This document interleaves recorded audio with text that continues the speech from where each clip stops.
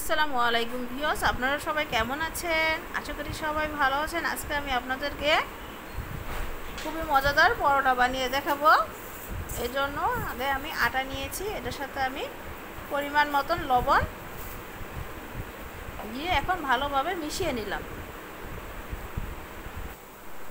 এখন আমি 3 চামচ পরিমাণ তেল দিয়ে নিলাম।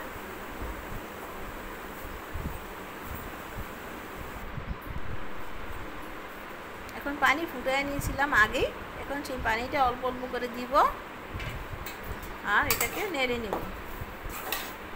বেশি পানি একবারে দেওয়া যাবে না, আস্তে আস্তে পানিটা দিলেই ভালো হয়, যেমন না খাইলে বোঝা যাবে কী পরিমাণ পানি লাগে। এখন আমার আরেকটু দিতে হবে পানি।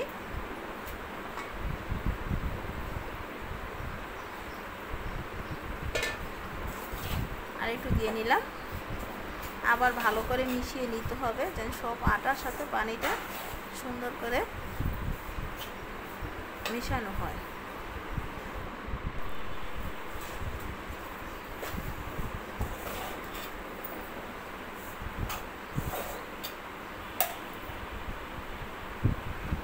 হাত দিয়ে ধরে দেখতেছি, হ্যাঁ সুন্দর হয়েছে।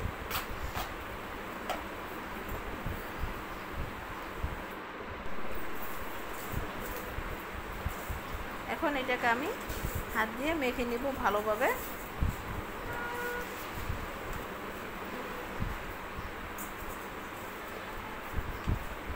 কোনো পানি দেওয়া লাগবে না, খুব সুন্দরভাবে মথে নিতে হবে।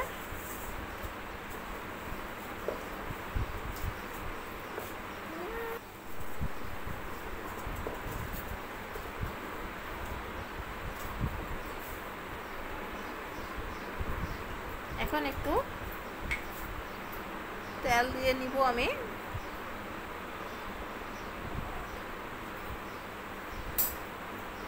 এক চামচ।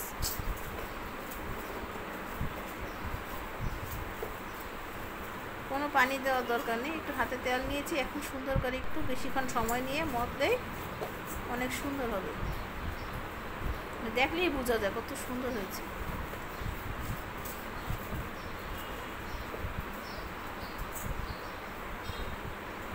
এখন আমি যে কয়টি বানাবো ওই কয়টি লিচি কেটে নিব।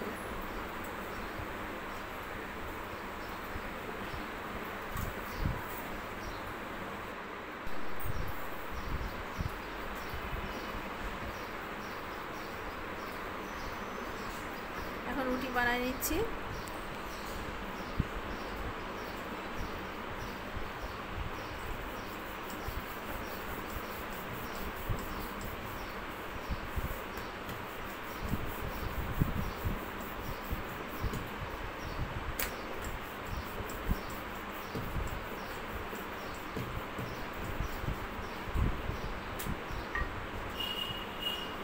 এখন কিছু পরিমাণ তেল দিয়ে নিব আমি। পুরো রুটিটায় আমি তেল মেখে নিব ভালো করে। এখন সাইডে ভাঁজটা দিয়ে নিচ্ছি।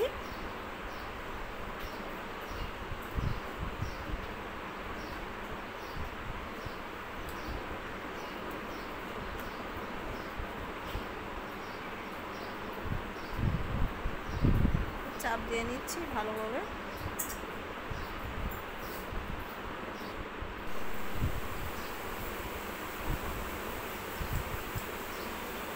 এখন একটু আটা মেখে নিয়েছি। এখন রুটিটা আমি বানিয়ে নিচ্ছি।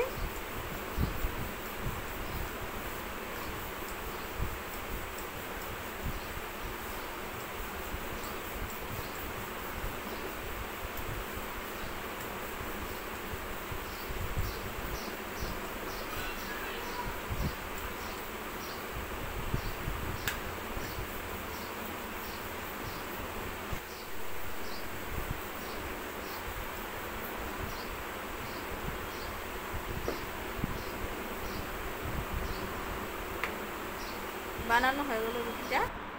এখন একটি কড়াই গরম করে নিলাম। গরম হয়ে যাওয়ার পর আমি রুটিটা দিয়ে দিলাম। এখন হালকা একটু ছেঁকে নিতে হবে দোনো সাইড।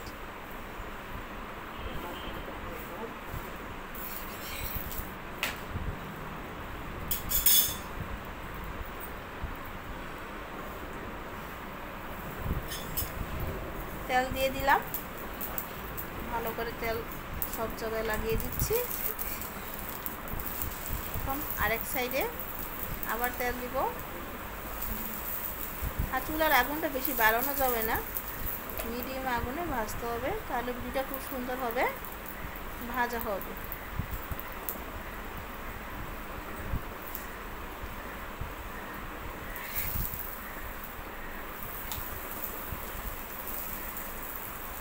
আস্তে করে উল্টাতে হয়, নাহলে তেল ছিটে আসে। এই পরোটাটা খেতে খুব ভালো লাগে, অত নরম হয় না, গরম গরম খেতে খুবই মজা।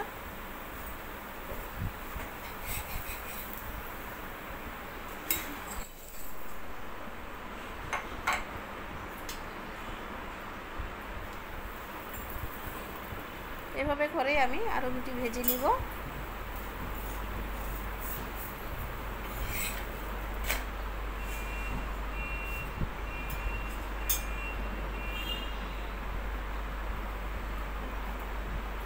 আমার ইউটিউব চ্যানেল লাইক দিবেন, কমেন্টস করবেন, সাবস্ক্রাইব করে দিবেন। আর ফেসবুক পেজ মুনি কুকিং অ্যান্ড ব্লগ, এখানে ফলো দিয়ে কমেন্ট করে দিবেন। সবাই ভালো থাকবেন, সুস্থ থাকবেন। আল্লাহ হাফেজ। এখন পরিবেশন করলাম।